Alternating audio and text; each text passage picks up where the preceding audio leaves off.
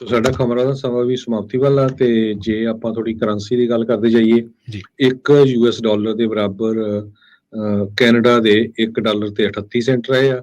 ਇੱਕ US dollar ਦੇ ਬਰਾਬਰ ਜਿਹੜਾ ਇੰਡੀਆ ਦੇ 82 ਰੁਪਏ ਤੇ 83 ਪੈਸੇ ਰਹੇ ਆ। 82 ਰੁਪਏ 83 ਪੈਸੇ। ਸੋ ਇੰਡੀਆ ਦਾ ਰੁਪਈਆ ਜਿਹੜਾ ਲਗਾਤਾਰ ਥੱਲੇ ਨੂੰ ਡਿੱਗਦਾ ਜਾ ਰਿਹਾ ਹੈ, ਇਹ ਆਪਾਂ ਬਾਰ-ਬਾਰ ਸਰੋਤਿਆਂ ਨੂੰ ਦੱਸ ਰਹੇ ਹੈਗੇ ਆ। ਜਿਹੜੀ ਸਟਾਕ ਮਾਰਕੀਟ ਆ ਉਹ ਵੀ ਅਮਰੀਕਾ ਦਾ ਬੁਰਾ ਹਾਲ ਹੀ ਆ, ਤੁਹਾਨੂੰ ਪਤਾ ਹੀ ਆ।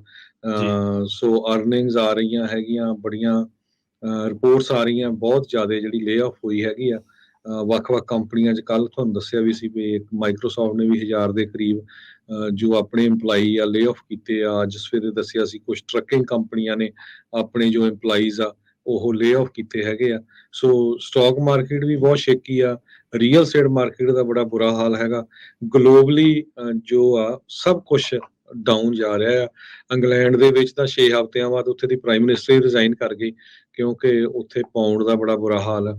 ਸੋ ਜੇ ਓਵਰਆਲ ਦੱਸਦੇ ਜਾਵਾਂ, ਡਾਓ ਜੋਨ ਇੰਡਸਟਰੀਅਲ ਅੱਜ 90.22 ਡਾਊਨ ਗਿਆ ਤੇ ਕਲੋਜ਼ ਹੋਇਆ 30,333.59 ਤੇ S&P ਇੰਡੈਕਸ ਡਾਊਨ ਗਿਆ 29.38 ਤੇ ਕਲੋਜ਼ ਹੋਇਆ 3665.78 ਤੇ ਨੈਸਡੈਕ ਡਾਊਨ ਗਿਆ 65.66 ਤੇ ਕਲੋਜ਼ ਹੋਇਆ 10,614.84 ਤੇ ਸਾਡਾ ਹੁਣ ਖਬਰਾਂ ਦਾ ਸਮਾਂ ਸਮਾਪਤ ਹੁੰਦਾ ਤੇ ਜਾਂਦੇ ਦੱਸਦੇ ਜਾਈਏ।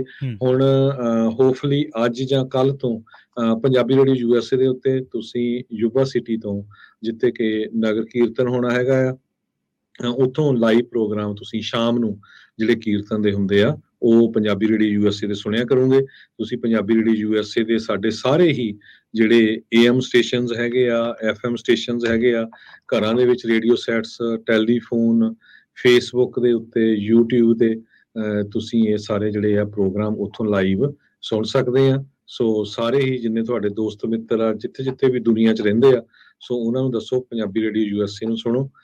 ਤੇ ਜਿੱਥੇ ਨਗਰ ਕੀਰਤਨਾਂ ਦੇ ਸੰਬੰਧ ਦੇ ਵਿੱਚ ਬਹੁਤ ਵੱਡੇ ਕੀਰਤਨ ਦਰਬਾਰ ਲੱਗਣੇ ਆ, ਕਥਾਵਾਚਕ ਆਏ ਹੋਏ ਆ, ਉਹ ਸਾਰੇ ਪ੍ਰੋਗਰਾਮ ਆਪਾਂ ਤੁਹਾਨੂੰ ਜਿਹੜੇ ਆ ਯੁਵਾ ਸਿਟੀ ਤੋਂ ਲਾਈਵ ਸੁਣਾਵਾਂਗੇ ਵੀ ਤੇ ਦਿਖਾਵਾਂਗੇ ਵੀ। ਜੀ ਜਾਂਦੇ ਹਰਜੋਤ ਸਿੰਘ ਜੀ, ਇੱਕ ਫਰੈਜ਼ਨੋ ਤੋਂ ਬੜੀ ਮੰਦਭਾਗੀ ਖਬਰ ਆ ਰਹੀ ਹੈ, ਉਹ ਸਾਂਝੀ ਕਰਦੇ ਚਲੇ ਗਏ। ਫਰੈਜ਼ਨੋ ਦੇ ਵਿੱਚ ਇੱਕ ਹਾਦਸਾ ਵਾਪਰ ਗਿਆ। ਇਹ ਹਾਦਸਾ ਬਲੱਡ ਐਵੀਨਿਊ ਦੇ ਲਾਗੇ ਛਾਗੇ ਵਾਪਰਿਆ, ਸੀਡਰ ਦੇ, ਤੇ ਇੱਥੇ ਬਾਈਕ ਰਾਈਡਰ ਦੀ ਜਿਹੜੀ ਟੱਕਰ ਆ ਉਹ ਇੱਕ ਟਰੱਕ ਦੇ ਨਾਲ ਹੋ ਗਈ ਆ ਤੇ ਉਸ ਤੋਂ ਬਾਅਦ ਜਿਹੜਾ ਬਾਈਕ ਰਾਈਡਰ ਦੀ ਮੌਤ ਹੋ ਗਈ ਆ ਮੌਕੇ ਤੇ ਪਰ ਉਹਨੂੰ ਹਸਪਤਾਲ ਲਿਜਾਇਆ ਗਿਆ ਸੀਗਾ, ਪਰ ਜਿੱਥੇ ਉਹਨੂੰ ਜਿਹੜਾ ਡੈਡ ਡਿਕਲੇਅਰ ਕਰ ਦਿੱਤਾ ਗਿਆ। ਪਰ ਟਰੱਕ ਡਰਾਈਵਰ ਆ ਜਿਹੜਾ ਉਹ ਹਾਦਸੇ ਤੋਂ ਬਾਅਦ ਭੱਜਿਆ ਨਹੀਂ।